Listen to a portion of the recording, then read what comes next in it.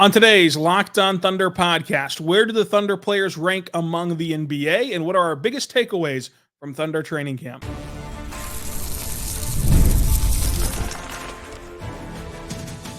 You are Locked On Thunder, your daily Oklahoma City Thunder podcast, part of the Locked On Podcast Network, your team every day.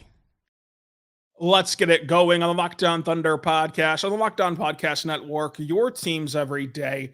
I am your host, media member, and beat writer for Thunder on SI, Rylan Stiles. Follow me on Twitter at Rylan_Stiles. Follow the show on Twitter at LO Thunderpod. On today's show, brought to you by FanDuel, we're diving into where the Thunder players rank among the NBA, where the Thunder duo ranks among NBA duos, our early takeaways from training camp, and a preseason prediction from Clemente Almanza of ThunderWire. Clemente, we're back in the swing of things. Media Day Monday. We've had a couple days of training camp. Well, what's been your biggest takeaway so far from camp? Yeah, I think my biggest takeaway actually came in Wednesday's camp when Mark kind of talked about how they're going to encourage some of the guys on the team who, shot 40+% from free to, increase their volume from last year in hopes of, the team overall increasing its volume. Obviously, this team last year finished first in the league in 3-point percentage, but we're kind of middle in the pack in attempts. And it kind of feels like that's kind of a major point of emphasis this year, is where they want to increase the volume, which would eventually increase to the amount of three-pointers made, which, leads to more points scored as well. So, we'll see how that plays out. J-Dub and Aaron Wiggins were the biggest names, were the two names brought up by Mark. And those two are probably the two guys you want to push the most, because obviously, Wiggins shooting 49% last season, but on less than 2 attempts. J-Dub shooting 43% last season on less than 4 attempts. So it's only natural for those two guys to take more, especially with, Josh Giddey gone, and his usage rate and his touches and shots are going to be up for grabs. Yeah, I think it's going to be interesting to see how they balance that, because you have these guys who, even if their percentages do dip a little bit with increased volume, they still have that margin of error to where their percentages dipping with increased volume still gives you a super supremely efficient three-point shot that you would really want to incorporate for a team who was the best in the league last year at three-point shooting percentage-wise, not volume-wise. And you kind of want to get that volume up even at the cost of some percentages within reason. Of course, you don't want to start going from the top of the league in percentage to middle of the pack or worse, but you do want to increase that volume to, like you said, get more points on the board and help your offense, which is going to be a big storyline of how do the Thunder come by offense in the secondary unit whenever Shai's out. In the regular season last year, they leaned a lot on Jalen Williams. He was awesome for the majority of the season. In the playoffs, you saw that it got bogged down a little bit. How do you foresee the Thunder secondary unit going offensively? Yeah, I'm assuming it's going to be similar in terms of the rotations to last season, where you're going to have one of, Shai, Chet, and J-Dub a lot of the time, at least 2 of those guys on the floor at all times. So, if Chet and J-Dub kind of take the leap, we all kind of expect them to. I'm assuming, they're going to be able to kind of, marginally win the minutes with Shai off the floor. And, that's ultimately what OKC should aim for. Because it's going to be hard to keep up the rate that, they would with Shai on the floor. So we'll see how that plays out. This team's super deep as well. You're going to have, one of Harden or Caruso coming off the bench. And then you got Kaysen making a second-year jump. And then obviously, they locked down Wiggins and Joe to long-term deals, which kind of cements their spot in the rotation. And then obviously you got guys like J-Will and Kendrick who, would be getting rotation minutes and really any other situation. But because of the fact that they're on this team, they're kind of a luxury item for OKC to kind of use. So, OKC's been kind of talked about as one of the deepest teams in the league, if not the deepest. And I kind of expect that to materialize during the season, where they're running 10, 12 guys deep, and there's really not a massive drop-off in play. I think it's going to be really fun to see how this Thunder team comes together and what they look like at the end version of themselves once you get there. But some of the early questions, the most predominant has been, who will start. And I've been consistent, and there's nothing that's been said this week to change my mind personally, that it's going to be Shai, Caruso, Dort, J-Dub, and Chet starting. Who would be your starting five? Yeah, I would pick the same five guys. It just kind of feels it's so easy to just kind of plug and play, get these minutes and roles with Caruso because, Caruso obviously, has kind of always been around a 25-minute per game type of guy anyway. All NBA, all NBA defender the last couple of years with the Bulls. You kind of want that type of talent. I feel like you kind of want that type of talent at the start of games against the opposing team's best scorers and best players, and it just makes strategic sense to kind of like not punt those opening those 12 minutes and opening the first and second half to where you have Caruso out there instead. And I just feel like Caruso offensively would be an easier fit with the starters uh, just because how much Shea and J-Dub kind of drive to the basket and kick out, and Caruso could be a catch and shoot threat. Did that with the Bulls the last couple of years, despite them having kind of a clunky offense. So, I mean, yeah, I'm kind of leaning on your side as well, where I think it's going to be Caruso starting in place of Giddy. And I think that this season, like for as talented as the Thunder are, and for everyone picking them to win the West, they're the odds-on favorite to win the West. There are still some questions to be answered, like their starting lineup, which is more so a broader topic than just who literally is out there for opening tip, because that trickles into how you manage your rotations and how you stagger them the rest of the game, and more importantly, what variations of closing lineups can you get to. I think that that's the biggest luxury the Thunder have, is that they can close games in a multitude of ways, whereas most teams, they've really only got five guys that they want in those moments. The Thunder can kind of mix and match from top to bottom, not just Caruso / Hartenstein, but from top to bottom, they can really mix and match different versions of themselves, whether they need a multitude of defenders out there, or they need an all offensive lineup, or something in the middle, or a big lineup, or a small lineup. Their versatility is going to help them get where they want to go. But another question that I've been looking at is just Dylan Jones is someone I'm very interested in, because I just think that the only thing we know about Dylan Jones is that he had a really successful college career. He's really multiple. Like, he can play on the ball, he can play off the ball, he can play 1 through 4. What does he look like in the NBA? What do they envision for him? Because we don't know what the Thunder's plan is for Dylan Jones. We just know that they really, really, really like him, by every indication, being from 2 drafts ago to this draft to trading for him. What are some questions that you have about this team that we might not find out until way later in the future, but still, what are some questions that you have about this team? Yeah, I'm really excited to see what type of leap Kaysen takes, because I don't know, I'm like super high on Kaysen. He obviously kind of went under the radar last season, both with OKC and in the NBA overall, just because of the fact, you have Chet as his teammate, and, Wemby and Brandon Miller, Bajimski. Like, last year was one of the best rookie classes ever, or in recent history at least. So Kaysen kind of, went under the radar, but he ended up playing all 82 games last year, was named to the all rookie second team, really good 3-and-D archetype player who, spot started whenever somebody wasn't available throughout the season. And, Sam kind of talked about this as well in his preseason presser, where, if Kaysen was on any other team in the league, he would be getting a lot more buzz. But because he's on OKC, where they're already like rich with young talent, he kind of goes under the radar. So I really think, I'm really excited to see how Kaysen kind of develops. I know he kind of talked about how, during his exit interview last year, that he wants, he's going to work on his ball handling. And obviously he had the biggest, weight gain among the roster with the added 12 pounds. He kind of talked about that during media day, saying that he wanted to add that weight so he can like basically serve as body armor against, some of these high usage scorers around the league. And, funny enough, he brought up how Shai used to bump him pretty easily during last year's practices. So I'm really excited to see where Kaysen goes, both this season and in the long term, because I don't know, I just feel like eventually he's going to be knocking down a door as a potential starter. And I mean, I don't think it'll happen this season, but I wouldn't be surprised if he ends up being, an OKC starter within the next few years. Yeah, it's going to be interesting to see kind of how his career goes. I mean, you can look at this and say, well, the Thunder still need a secondary point guard for those bench lineups, and he has that point guard background. That's been a focus for him this summer. Could he fill that role? Caruso could fill that role. AJ Mitchell, like you've already heard that J-Dub's impressed with AJ Mitchell.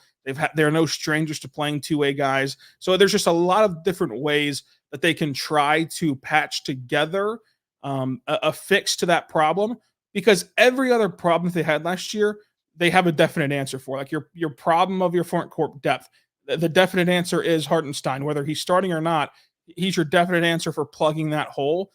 For table setting, it's not as though they've ignored it, because they haven't.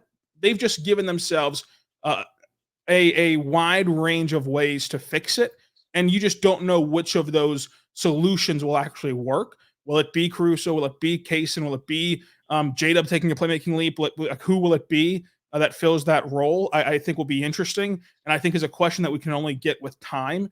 But I just think that this season, there's very few of these like sweeping questions, but these sweeping questions do matter a whole lot if you're really trying to get to that end goal, like they are, of winning a championship. So coming up, another way that the Thunder need to win a championship is with the best players, obviously. Where do the Thunder players rank in the NBA? We'll have that coming up. But first, I want to say right now, but our good friends over at FanDuel, check out FanDuel because it is awesome. Go there right now, and you can start the season with a big win at FanDuel. Make sure you make your big return to America's #1 sports book for even if you're in the middle of games, if you're pre-game, if you're a week out, whatever it is, you can bet on FanDuel and get $200 in bonus bets guaranteed when you place your first $5 bet. That's your first $5 bet, win or lose. You get $200 in bonus bets at FanDuel.com. Perhaps football interests you, but not enough to go bet on it, but you would like to try to bet on basketball, something you might be more into. You can already do that. You can bet on the Thunder to win the West, where they're the favorites to do so, win the NBA championship, SGA to win MVP, but you can also bet on games already. The Thunder, 2.5-point underdogs in Denver, according to FanDuel. Go check that out for the season opener at FanDuel.com. Place a $5 bet. Your first one gets you $200 in bonus bets, win or lose, at FanDuel.com.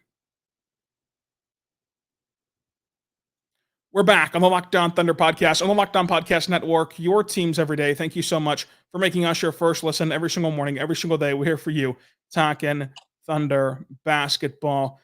Clemente over at ThunderWire, you put together a ranking of all the starters in the Western Conference.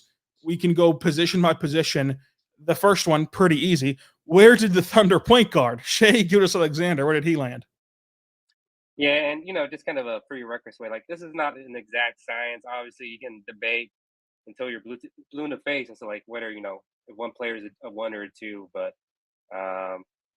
just wanted to put that out there. But for Shai, I ended up putting him second in the West, behind Luka, and I don't know. I kind of that was definitely a toss up for me, but ultimately I ended up going with Luka #1 just because of his resume and what he's been able to accomplish as a player on an individual level. But I mean, Shai's made up a ton of ground over the last couple of years where, this wasn't even a conversation. And now 2 years later, like, you can make a serious debate that, Shai might be above Luka, especially if you just look at like what they both did individually last season, where, Shai finished runner up and MVP, led the Thunder to the first seed overall, was, arguably the best player in their playoff series between OKC and Dallas last year. So ultimately, I ended up putting Shai second overall. But man, the West is pretty stacked with these all-star type point guards for sure.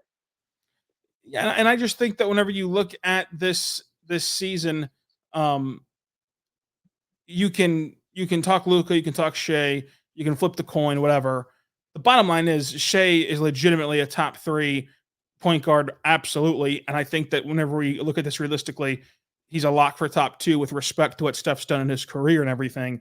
And so he's a top 5 player in the league. Whenever you have one of those guys, you have a shot to win a championship, especially when you have the rest of this list, which brings us to the Thunder shooting guard. Where did the starting Thunder shooting guard rank in the West?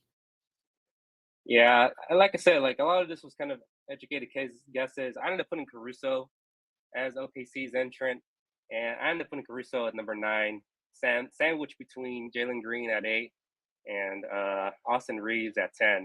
And I just think Caruso's like a very solid high-end starter. I mean, he's proven he can help a winner, help the Lakers win the championship in 2020. like I mentioned earlier, all NBA defender the last 2 years, really good free and D starter, shot 40% from free last season. I just think he's like a really solid starter on a title contender. So I ended up putting Caruso at 9. Yeah, and I think that Caruso, like, we're not going to sit here and deconstruct these whole lists, but you have him below Jalen Green, who I think 1v1, who's the better player, even who would you rather kind of gamble on to help build your franchise and roster. Yeah, I mean, I could totally see where you're coming from there. But in terms of the end goal of winning a championship, Caruso gets elevated up that list. And so even taking those other factors into account, that's still another top 10 guy for his position that the Thunder have in their starting five. So that's another good sign for OKC. And then you continue to move down the list to a guy like Lou Dort, who is an all world defender. Where did he land? Yeah, for this, I put Dort as the starting small forward for OKC, and I ended up putting him at 8 between MPJ at 7 and Marcus Smart at 9 with the Grizzlies. But I mean, yeah, Lou Dort, like you said, like another all defensive type guy. Odds are he's probably going to make, the all defensive team this year for the first time, considering the fact that the Thunder are now, you know, on the national radar. But he's been a key piece to, OKC's ascension to a title contender since he first got here in 2019. Had his best year yet last year in a reduced offensive role, and had his best 3-point shooting season as well. You're kind of hoping to see him kind of replicate that again this year. And then you really saw Dort's defense be elevated in terms of value in the playoffs, where he basically blanketed Brandon Ingram, where he became a non-factor. He was basically invisible that entire first round series. And then against Dallas, where he was matched up against Luka or Kyrie, he did a phenomenal job against both of them to the point where I thought OKC's defense was good enough to win a championship. It was the other side of the ball where he kind of struggled to, really advance past Dallas in the second round. So I put, Lou Dort at 8 among the small forwards. And yeah, I mean, he's pushed down the list because there's superstars playing at that position, who you're in legends playing at the position, who you have to put up there. But we've gotten through 3 of the 5 positions. The Thunder are top 10 again, and I think that just shows how well constructed this team is, because we've done 3 positions. Only one of them have been a top 3 player for OKC. Now we get into the 2 other rising stars to flank Shai is J-Dub and Chet. I imagine these 2 guys are both top 10, but also both pretty tricky to rank because they're still so young in their career. Where do they fall? Yeah, for Dub, among the power forwards, I mean, this is a little bit outdated just because I had Cat at number 2, and now obviously, he's with the Knicks now, so he wouldn't qualify under this. So, with that in mind, I did have him at 4, but with Cat, out east, I would have J-Dub at 3 behind Justice Zion and Laurie Markkinen. And I mean, I wouldn't be surprised if Dub joins those guys at the All-Star game pretty soon. As soon as this year, like you mentioned, like he was, OKC's second best scorer last year on a title contender, super efficient, one of the best rising stars in the league. Like I said, like the fact that the Thunder got him at 12 overall, like that basically, was, their biggest draft pick hit in this whole second iteration on the team. So if I had a chance to kind of redo this list, I would definitely put J-Dub at 3 behind those 2 guys. And I wouldn't be surprised if he eventually, usurps those guys and maybe takes over the top spot or maybe top 2 spot. And then with Chet playing center, another position littered with talent, and there's a lot of young talent too. Like, where did Chet fall? Yeah, just right outside the top 5 for me. I put him at 6 behind Wemby actually. But I mean, yeah, Chet obviously had one of the greatest rookie seasons last year, just overshadowed by the fact that Wemby also did the same thing with the Spurs last year. But I mean, yeah, man, like Chet, like he's everything that OKC hoped for and more last year. One of the best of the players in the league already. Finished second in the league in total blocks. Played all 82 games last year as well. Runner up in Rookie of the Year. We'll see how he kind of like develops as an offensive player this year with the additional responsibilities he'll have with the ball, especially in the perimeter, and his ability to just shoot the ball as well. It also like helps out his offensive potential. But yeah, I got Chet at 6. He's another guy who I think could flirt being a first-time All-Star this year, and I think eventually he'll be a multi-time All-Star in OKC. But I have him 6, but he definitely has room to move up this list. So with that in mind, we now have to put Clemente on the hot seat. Season predictions and one more aspect of player rankings. Where does the Thunder duo rank in the NBA, and who is the Thunder duo? All coming up.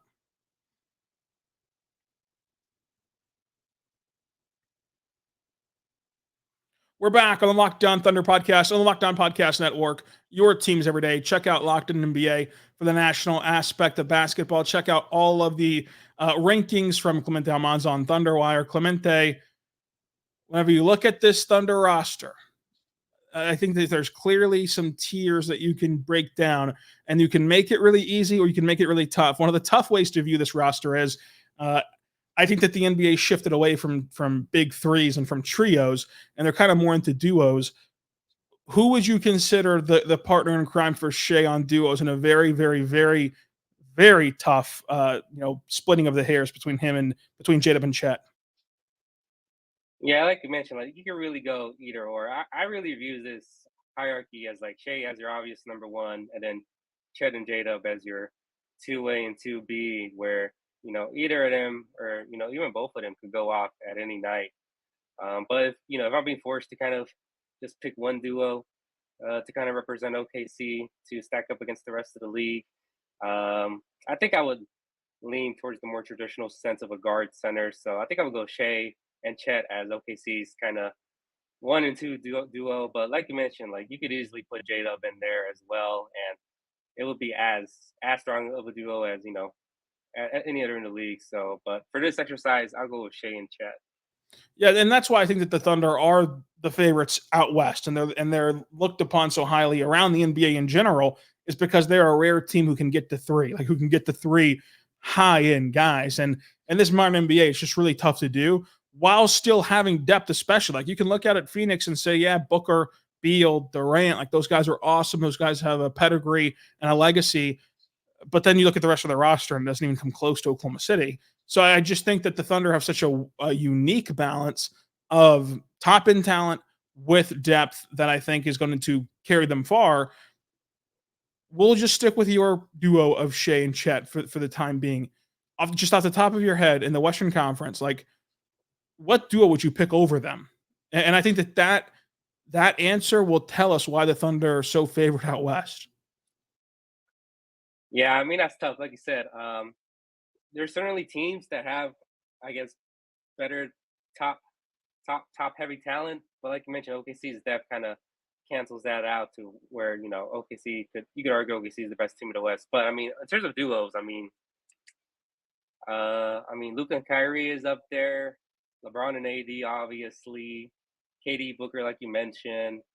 Those are like the only three you can make like legitimate arguments, at least for me, as to like, maybe they're quote unquote more talented than I guess Shea and Chet, or at the very least they've proven it more in the postseason and with the length of their careers and the amount of playoff runs that they've had, both individually and as a duo with their teams.